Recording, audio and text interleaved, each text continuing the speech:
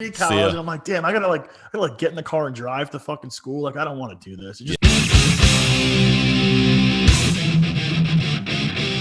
Ladies and gentlemen, welcome to the Marckie P Show. Before I introduce my guest today, just want to thank everyone for going out, buying my merch, wanting to wear my face on their chest, which is wild to think about because it's not even a great face. Also for buying the Honey Bear stuff. The line is flying. You guys are amazing. I love you all. Thank you for the support. But I've got an awesome guest today. My boy Vinny Vinsane, Bachelorette alum, Bachelor in Paradise alum, DJ, handsome fella. Love him. What's up, my brother? Yeah, what an intro, bro. I mean, I thought you were gonna keep going. I was gonna let you keep going. Yeah, I should have just. What's up, bud? I should have just kept going forever. It's been like the whole show would have just been your intro. Like, that's it. It's like, ladies and gentlemen, 5 minutes of straight intro. Then we're done. So where do I gotta log on to get one of these Honey Bear shirts? I want to walk around with your face on my chest at all times. BigNightShop.com. You click Big Night Media. I'm in the media section. Click the Marckie P Show. Boom, the whole merch line's there. All right, it's incredible. It's incredible. The Honey Bear is just like, I'm a big grizzly, but now I'm like soft. I'm like Honey Bear. Cute but cuddly, you know? Cute but cuddly. That's me, you know? So how you been, brother? I'm good. Just trying to stay busy, you know, with these crazy times we got going on. Yeah. But doing good. Back to work. You know, Florida is a world of its own, as I'm sure everybody else in the world can see. Yeah. You know, we don't get the title Florida man, you know, out of nowhere. Yeah. So I've been back to work. Probably working about 1/4 of what I used to in nightclubs, and you know, haven't been able to travel. But you know, I'm thankful to be at least working locally and at some of my residencies. Yeah, Salt 7, you're all over it. You're on the live streams. You're crushing brunches. Yeah. You're back to being a brunch boy. Yeah, brunching on Sundays. Well, Sundays is my day. Like, so you know, it's like Sunday is my day as well, dude. You know, it's like when you work in the industry, everybody, you know, rages Thursday, Friday, Saturday, but you're working. So Sunday's like the in the biz time to go out and get ratchet. Yeah, that's for sure. And honestly, the second I wake up Sunday morning, I'm like, there's 0% chance I get anything done today except drinking. And then here we have a 9:30 curfew. So you have to go out even earlier if you're trying to catch a buzz. You can't stay till 2. 9:30 comes around, everybody's just like zombie mode. It feels like 2 a.m. Well, you got to get it in early. And then I guess you look at it this way, you know, from the consumer standpoint, you're in bed early. Yeah. You know? Yeah. I mean, it allows me to come here at 9 o'clock in the morning to do this show without being aggressively hungover, which is good. So it works out. Yeah. It's like that's the silver lining for me. Yeah. Yeah. Let's hop right into it, man. You know, rose to fame through the Bachelorette product. What was that experience like for you? And what was like leading into that, your decision to be like, look, I want to go on reality TV, but also the biggest dating show in the world? Yeah, no big deal. Yeah, no big deal. Yeah, so I believe it was 2006. I was 28, so I'm 33 now. So whatever the math is there. I got approached. Don't ask me that. Actually, don't ask me about math, bro. That's terrible. I took one math class. A couple years ago. Listen, I still use like one of those abacuses. Yeah, just slide. Abacus things Yeah. Yeah, so I got approached just being out and about actually in Delray. They asked me if I wanted to, first of all, they asked you if you're single, obviously. And then they asked me if I wanted to, you know, try out for the Bachelorette. And I was like, well, yeah, sure. Like, what do I got to do? So, you know, one thing led to the next with casting, as far as, you know, sending pictures, doing like little Zoom calls like this. Actually, we didn't even really do Zoom calls. We just did mostly pictures and phone interviews. And then, you know, one thing led to the next, and flying out and making it more along the casting process as it dwindles down. So I got to go on season 12 of The Bachelorette, and I made it about halfway. So I got, you know, some notoriety, you know, I became like a familiar face in that world. And then once I left that show, or I got sent home, so to speak, I got asked to go on like their sister programs called Bachelor in Paradise. And I did that twice back to back. But it was a great experience. And, you know, a lot of the guys have to kind of be casted for the show rather than like the girls are lining up by like the thousands, because more of a female oriented show. But it was cool. I was like, listen, I got a chance to go on a really cool television show. I knew it was a television show, but I wasn't just going there to get fame or notoriety or whatever like that. It was like, okay, maybe I could find, a potential partner or a wife. And yeah, that's kind of where we were at with that. And it became, I became more of a familiar face when I went on Bachelor in Paradise. I had a bit of a storyline there. I was in a relationship and things didn't work out. And I left the show halfway through season 3. Kind of heartbroken, I guess you can say. And then I went on season 4, but season 4 was just was a short-lived season. I kind of was there for like a week, and I wasn't really in it. And I was like, I'm kind of over this. Yeah. I just wanted to get back to life and work and traveling and stuff like that. But it was cool. It changed my life. I met so many great people. I met lifelong friends, and I met guys on the show that we still talk to this day, because guys really don't talk about that kind of stuff when you're out, like just drinking and slamming Casamigos. Like, hey, bro, how's your love life? So when you're kind of in that environment and that's all there is to talk about, you bond with these people that you're sharing that experience with. And it's this experience of like talking about your love life and also like being in part of this crazy television show. Yeah. So leading into you going into that season of The Bachelorette, how long do you have to like quarantine and like escape reality before you go to this TV show? Like, how does that? Yeah, we quarantined before quarantine was a new thing. Right. Before quarantining was cool. Yeah, before quarantine was a thing. So you get casted, you're going to be on it. And even like when you get there and it's down to like when you're like, there's like 25 guys in the hotel in LA, you're still like not 100%. I think they put on paper like that you're not 100% going to be on it, because like if someone gets there and like gets freaking weird and like starts going crazy and like we got to have backup. So you're there. Long story short, you get there, they drop you off, they take your phone, and they put you in a hotel room, and that's it. You're on lockdown for 3 days before you film, and you're sitting there. You're just kind of in the room. You can really only go to the gym, but you have to get escorted, because this is like right before like social media was like huge. Like, I mean, it was there. Like Instagram was like just started. Like if you had 10,000 followers, it was like, oh my God, he's got 10,000 followers. Yeah. That was like, now it's like, out of control. So we had to kind of keep that mystique there. Like God forbid, like people saw who was on it. It kind of saved that aura of the show. But yeah, we were on quarantine for 3 days before, and it was brutal. It was like, I don't want to say it was like I was in jail, but it was pretty, no phone, no music, no like, it was, and like the first time being on a major television show. So you're like, you're stressed out. Yeah, your nerves are through the roof. Nerves are through the roof, and like I didn't even eat like a grain of like bread in like 3 months. Just gearing up. You're like just gearing up, trying to get shredded. I'm in the hotel room, like squatting the ottoman, trying to work out. Yeah, like, you see a bolognese like room service go by, and you just flip it off. You're like, fuck you, dude. Exactly. It was literally, I think I just ate chicken and salad the whole time I was there. Oh my God. Just trying to get. But then shredded. you show up in tip top shape. Shredded. Show up in tip-top shape, yeah. That's good, man. And so with that show, how does filming work? Like, between rose ceremonies, how many days are there? Like, what is that? What is your day-to-day inside of that house? Especially, you don't have a phone.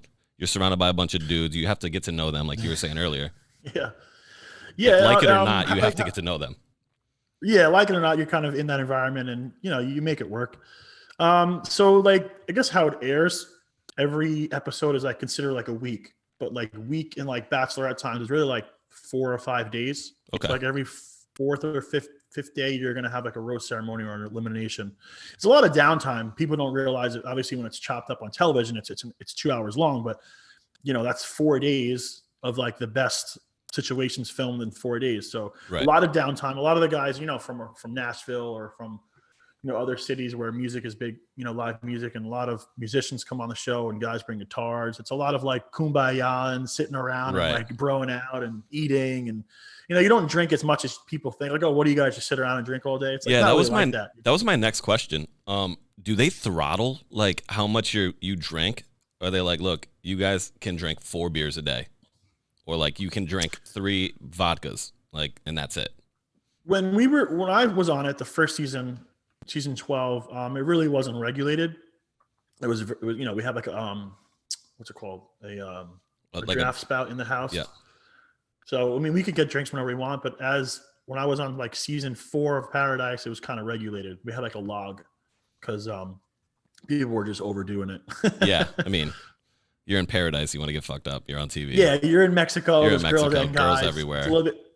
It's a little bit of more of like a normal dating situation. Yeah. So it was regularly available, but you know, some people abuse it, some people didn't. Yeah, I mean, you have a pretty notable moment in Bachelor in Paradise where you leave. You're like you said, you're heartbroken. Looking back on that, or even just in that moment, like, how did that define you as a person? Looking back, are you like, this was a great decision for me to leave? Like, you put your heart on your sleeve in that episode, and you know, I think respect to you for doing that in front of, you know, millions and millions of people. But also, how did that make you feel looking back? If you watched that episode back, and I'm not saying you watched it yesterday, but when you did originally watch it, what was that like for you? Well, yeah, I mean, I watched it, but I also lived it, you know? So looking back at it, I'm very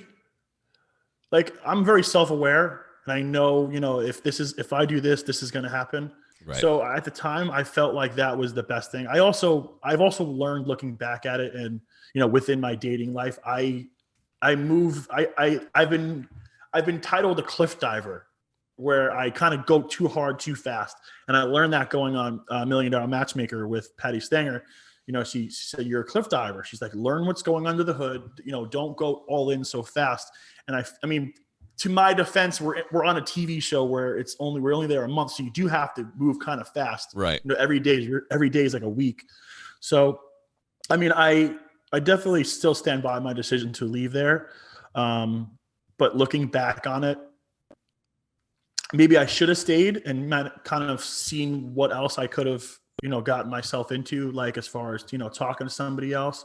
I think the situation that I was in with Izzy, I was just so like passionate about it so quick that I kind of just went off the cuff and was like, I need to get out of here. I don't want to be a part of this. I felt like embarrassed. I felt like ashamed. But at the end of the day, you know, she did tell me that she was interested in talking to somebody else at that time. And like I said, I just kind of like lost it at the time and wanted to get out of there. But if you look at it from the outside world standing in, you know, we only knew each other a week, right? You know, so if she was telling me like, oh, you know, I'm interested in talking to somebody else, it would have made more sense in the outside world to be like, okay, you know, do your thing, I'll do my thing. You know, we're dating, we're casually dating. Right. But in that environment, time moves so fast and emotions develop so fast that that's what I felt like I need to do, was just like abort, you know, right away. Just get right out. I still, and it was, you know, people respected what I did, and I still stand by it, but I think things could have been differently in a different setting. Yeah. Millionaire Matchmaker. That's an interesting show to me. I've watched a few, and it's like the Bachelorette, but in a weird, it's like different. It's very, the girls are there. What are those girls actually looking for in that show? It's hard nowadays with any of these shows what people are really looking for. You know, as the cliche as the saying sounds in the Bachelorette world, are you here for the right reasons? It's getting harder and harder because you obviously know what the outcome could be because of social media. And, you know, now you become a social influencer. You know, are you here to find love, or are you here to be a social influencer? I mean, it's kind of the way of the world now. You go on a television show, you get notoriety, you get a lot of social traffic, social media traffic. But, you know, there are those people that do go on the show for that. And it does happen. It definitely does happen. You can't not fall in love with somebody. Like it does happen. There's chemistry. You can't just be a robot and be like social media, you know, influencer. Let me sell gummy bear hairs and let me sell this and that. And fit let me, tea. you know, get a sunglass. Yeah. Fit tea. Like you can think that going into it, but things do happen when you have a conversation with somebody. You know, you can't fight your heart and emotions. Yeah. But, you know, there's definitely girls there, but that are, you know, trying to find the guy. Do I think it leans more towards the girls that want to get notoriety and guys that want to get notoriety? Yes. I would say maybe it's 70-30 in favor of people just going on shows to boost their numbers. Yeah. I mean, I'll probably get crucified for saying that, but that's, you know, that might be the truth. I mean, the truth is the truth. It is. It is what it is.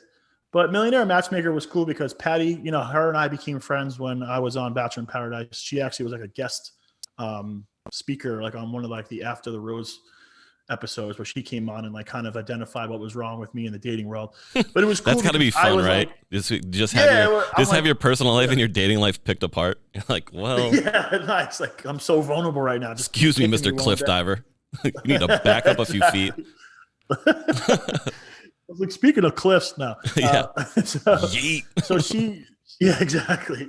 So she invited me on there, and it was cool to be like the lead role, so to speak. Yeah. And I was like, cool. It kind of felt like a little mini Bachelor.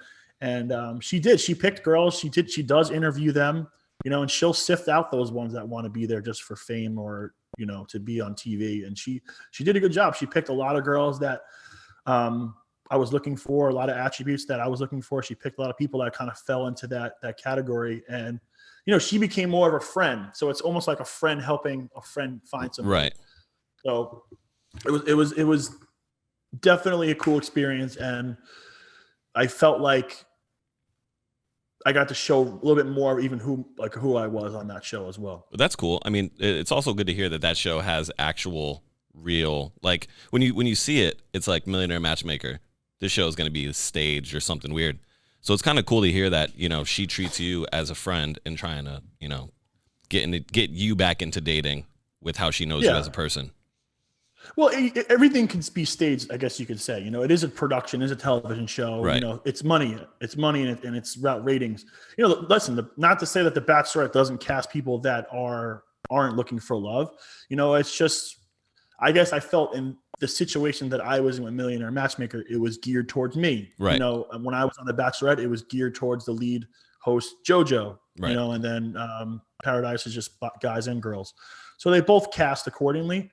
I just feel like, people when they're in casting could say one thing, but really be there for another reason. Right. For sure. Yeah. Like almost pulling the wool over kind of thing. Yeah, exactly. Yeah. Exactly. I mean, you've done all of these reality shows. Would you go back on another? Oh, 100%. I don't know if I could put myself through the whole dating show again. I mean, would I? Probably yes. Probably glutton for punishment. It's glutton like, for punishment. Oh yeah, 100%. I'm 33 now. It's like every year goes by, I lose like an ab. So I don't know. I've never had one of those. I don't even know what you're talking about. I've got zero abs. So listen, I would love to go back on. I would love to do more of a show like The Challenge. Yeah, I was getting ready to say like strategy, kind of like building alliances and stuff like that. I'm a big challenge guy. I'm a big challenge guy. Yeah, I feel like you would go on The Challenge and absolutely fucking crush it.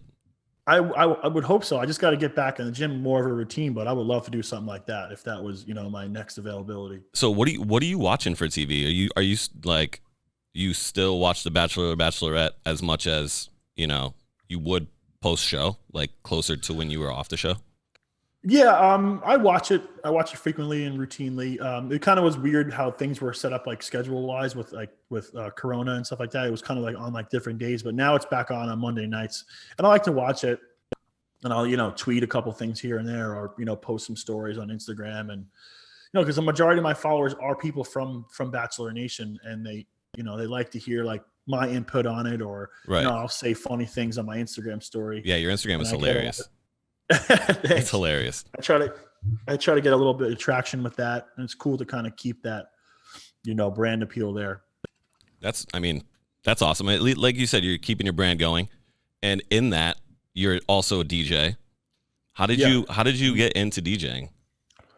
So I DJ'd. A lot of people think that I just went on the show and then I became a DJ, but I've been DJing since I was probably 17. I think that's a terrible thought process for people to have, especially when you see like a celebrity DJ. You're just like, oh, that person is only doing this for X reason. And it's like, wait, what if I was a DJ before I was like, it's the Pauly D thing, right? It's like, oh, DJ Pauly D, he's only doing this because of X, or you are only DJing because of your celebrity. It's like, right. DJ'd before, like.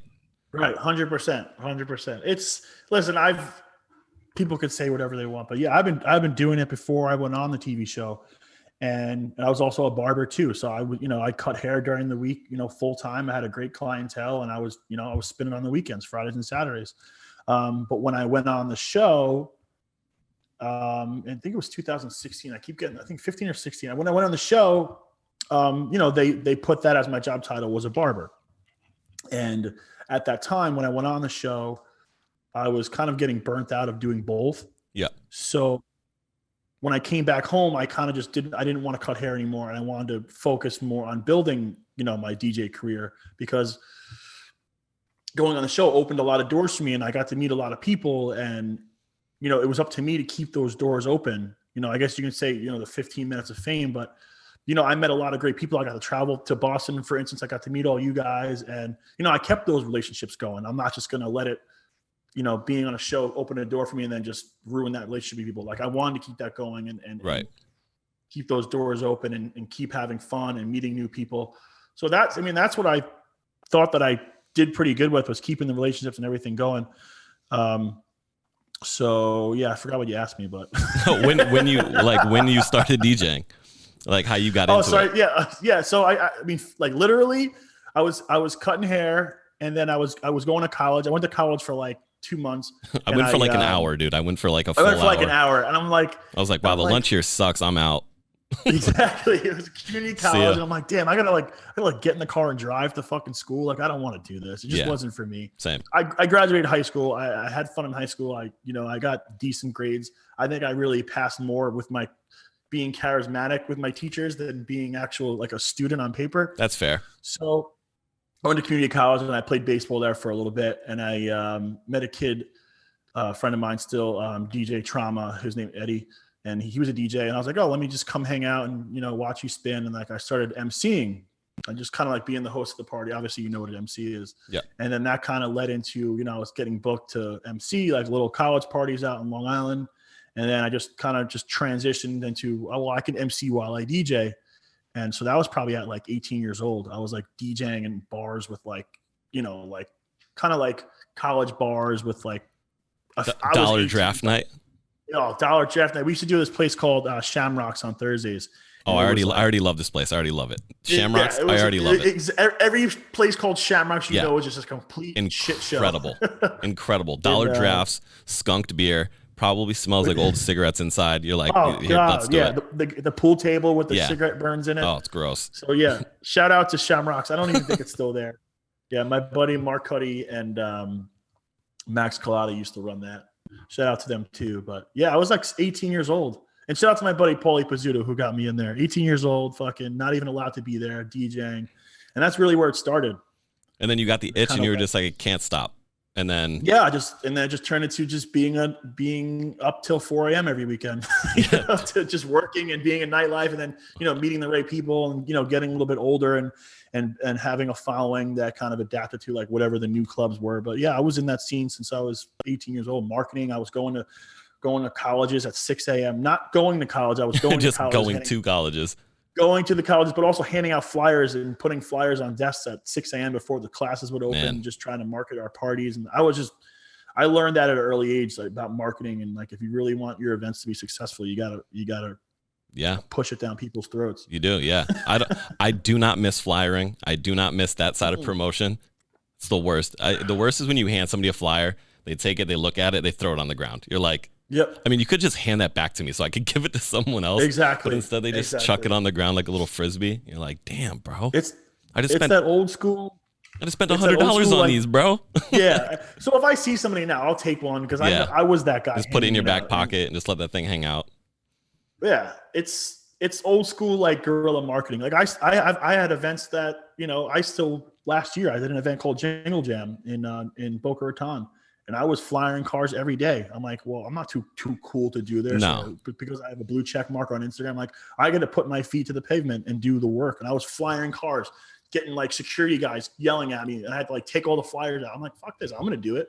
Hit every car in parking lot every week. Like 500 cars. I mean, that's hustling, bro. I mean, I don't miss that hustle, but it's a hustle. You know, you respect the hustle. I don't miss the hustle. The respect is there. Are you opening another Salt 7?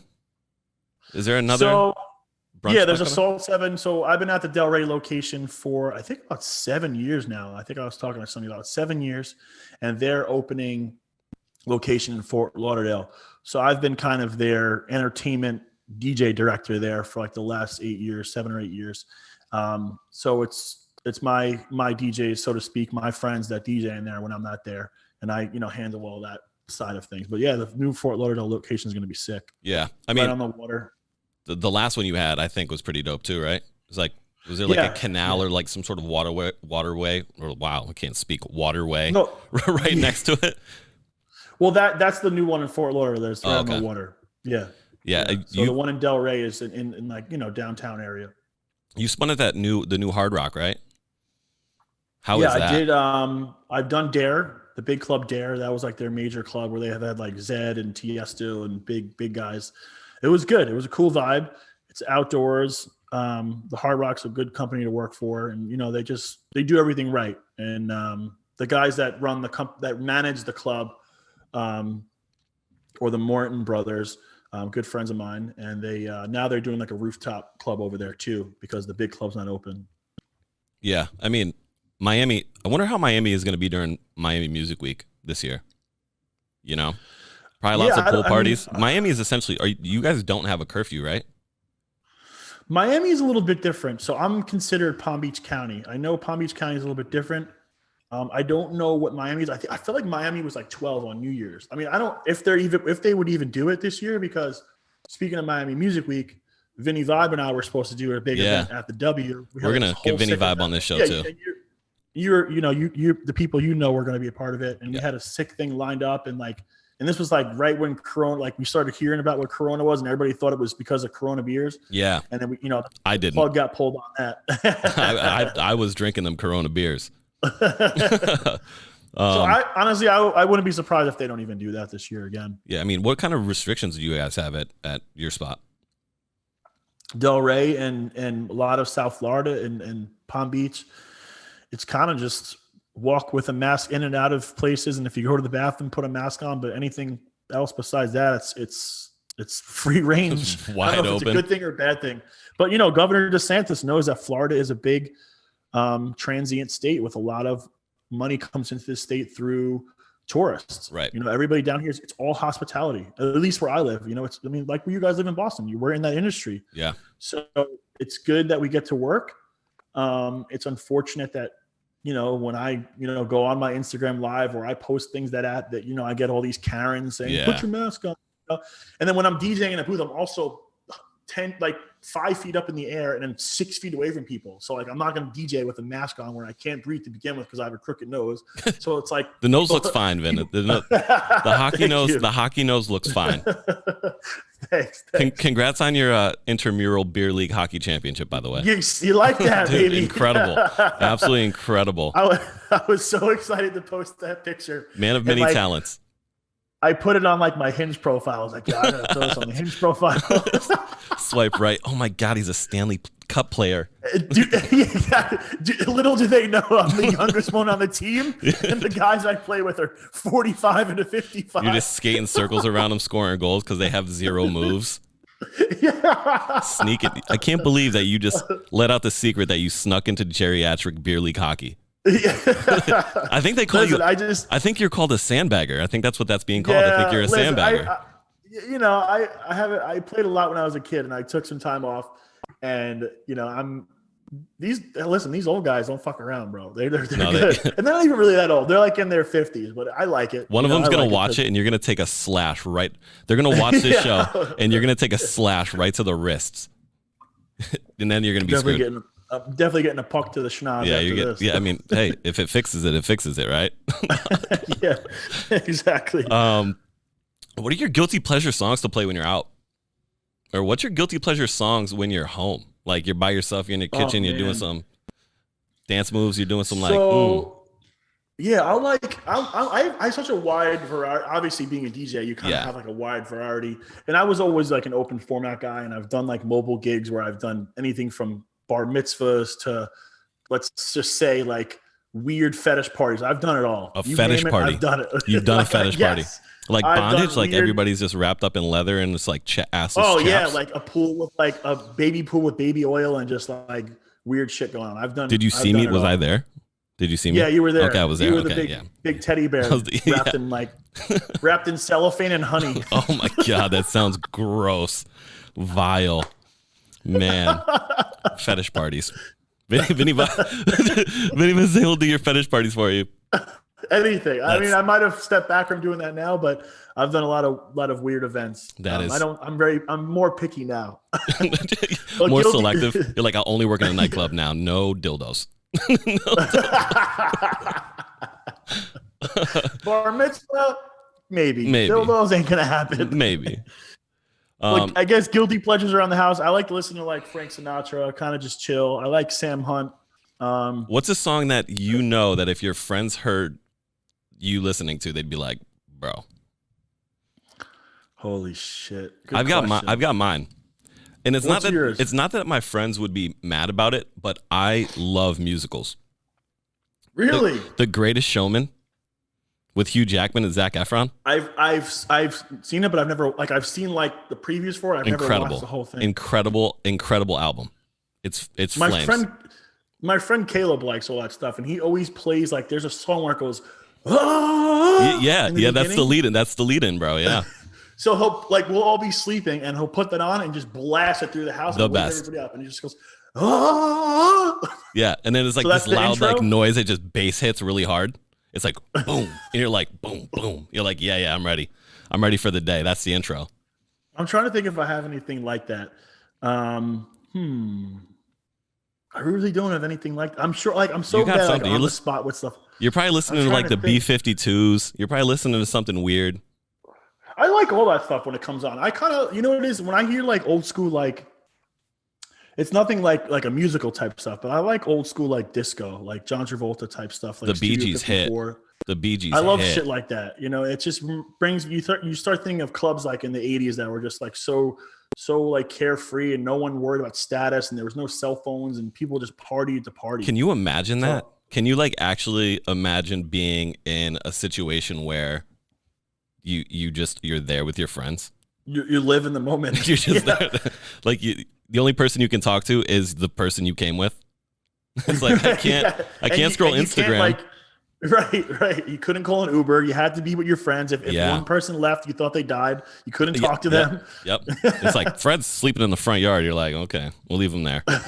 We'll leave him there. Different times, man. Different times. And I look back on pictures even when I first started, and it's just you could just tell it's a different vibe. Yeah. People really lived in the moment and had a good time. How aggravated do you get when you're DJing and somebody walks up with their cell phone and they're like, "Oh, you know, I get aggravated with that." And it's. I knew I would trigger you. I knew I would trigger you with that question. Pushes down the speakers in the background. You know, it's just sometimes it's never a request when you're DJing. It's never a request for what you're playing.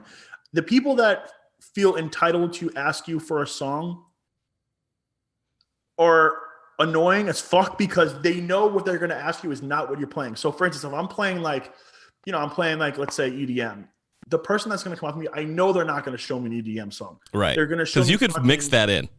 You can mix that EDM song in. Yeah, right. You want to come up here and so she'll show me something for instance, can you put on Pop Smoke? I'm like, listen, I'm playing Calvin Harris right now. I really can't put on Pop Smoke for you right now. Yeah. It's going to be hard for me to get from point A to point B.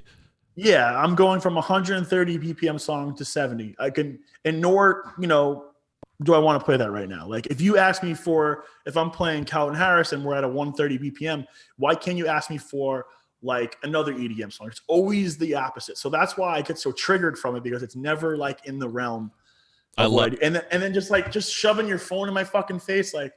I'm the king of just ignoring people when they do it. And I just go, yep, yep, and then they come back.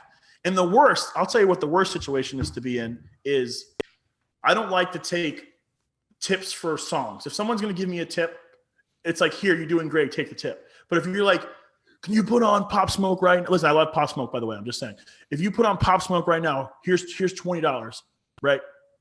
And if I take it, Homeboy's going to come back every 5 minutes till I play that fucking song. Right. And now it's like, I feel like you just bought me for $20. Right. Honestly, I'd rather you keep the fucking $20 and I don't have to play it at all. Yeah. I'll get to it when I get to it.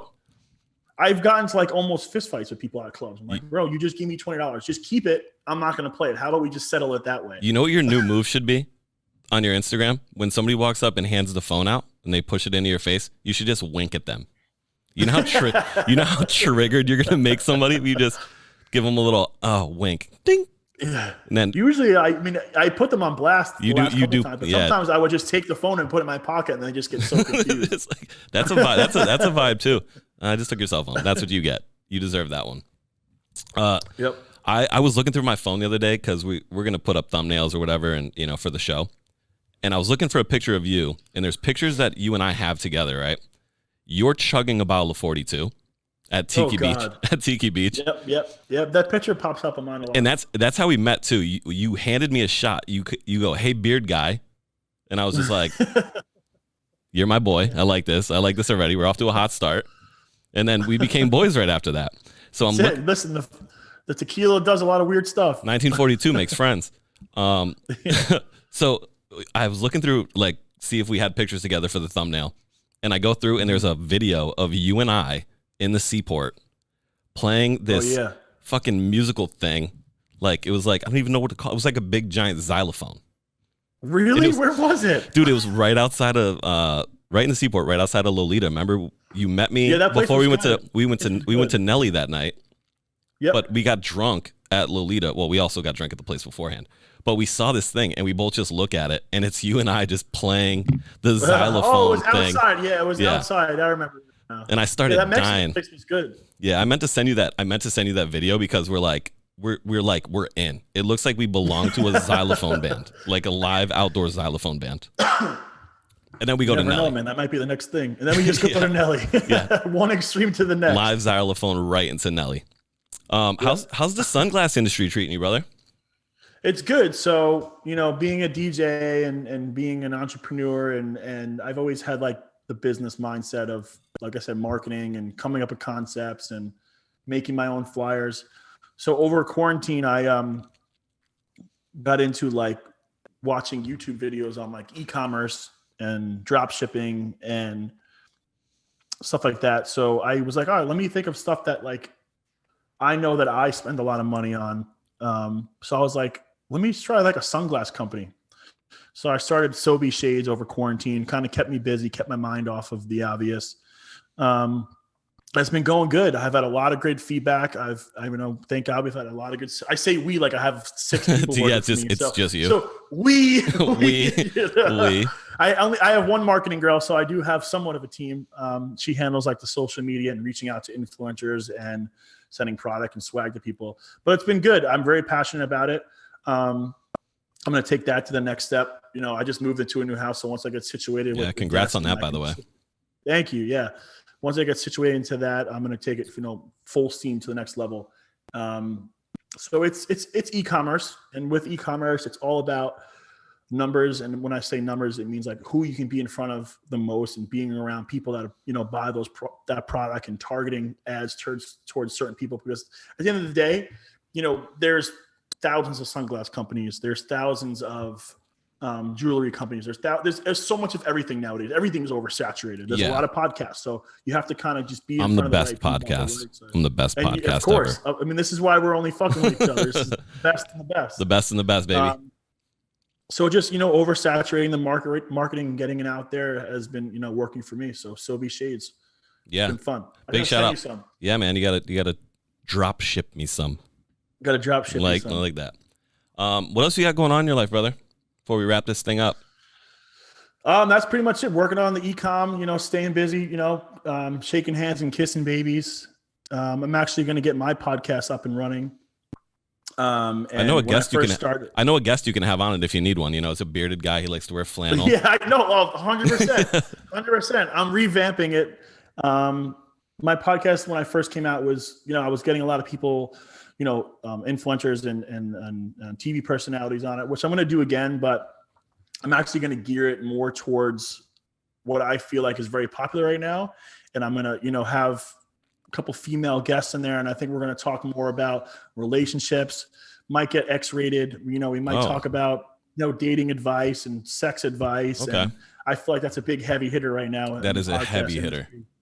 Heavy hitter. Yeah. So I think I'm going to go with that and see where it takes me. I might hurt some ears in the meantime. My mom might be mad at me for saying certain things, but it is what it is. Fuck it. I'm just I'm gonna go full tilt, full send. I'm gonna just get weird with it. Yeah. I like to use the phrase "wake it up." So wake it up, baby. Here it comes. I'm gonna wake it up. Wake it up. Get real weird. Don't know how yet, but it's in the works. Well, you'll figure it out. You're a guy that likes to figure things out and get things done really quick. So yes. Well, dude, I think we're gonna wrap it up here. Thanks for being on the show. We'll do a little jersey swap. I'll get you some Honey Bear merch, and you can send some shades my way. So if you shades, I'll send it to you. But thanks for having me. All right, brother. Yeah, that was fun, man. Appreciate you.